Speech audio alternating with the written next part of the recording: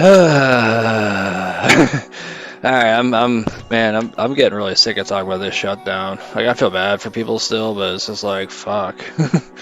Like, at this point, I don't even care who concedes first. This is just getting ridiculous. Like I said, there's two parties. No one wants to budge, no one wants to compromise, and everyone wants to blame the other one. It's just, yeah. I spend a considerable time in another video recording, ranting about my quest to find somewhere where the government's pulling out a W. Just, I tried so hard. And there's got to be a W in here somewhere, and at this point, I give up. So hopefully I'm hoping this could end up being the last straw, hopefully.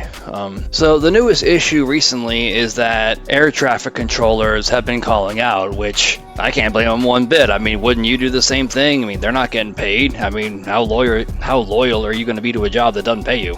They've apparently missed 2 paychecks in a row at this point, and while the Department of Transportation is being nice enough not to fire them for this, which they technically could apparently, they're instead urging Congress to resolve this shutdown to prevent this huge calamity of having to cancel all these flights or delay all these flights because they don't have enough air traffic controllers for it. Which makes sense, because that's not really a job where you can really, feasibly take the risk of just making them work twice as hard. Like, they're gonna have to just shut down airspace. The Federal Aviation Administration announced today that starting tomorrow, they're demanding a 10% reduction in flights for the 40 busiest international airports in the country. I know this might sound like a minor inconvenience to some people, but the ripple effect of something like this, should it continue in this direction, will actually have really disastrous effects on the economy. Not just on tourism, but also on investments with all these business meetings people take flights for. All these cities and communities who gain a significant portion of their GDP from all the revenue and the jobs created from building these airports in their areas, we can see a reduction in that. And another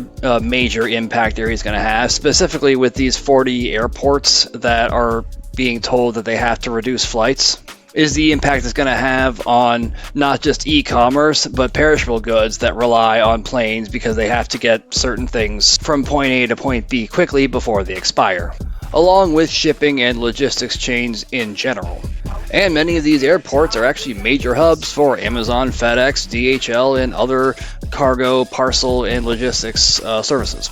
So if this doesn't get resolved soon, we could end up seeing a very drastic and sudden increase in prices from a broad variety of goods as a result of the reduction of shipping and logistics chains.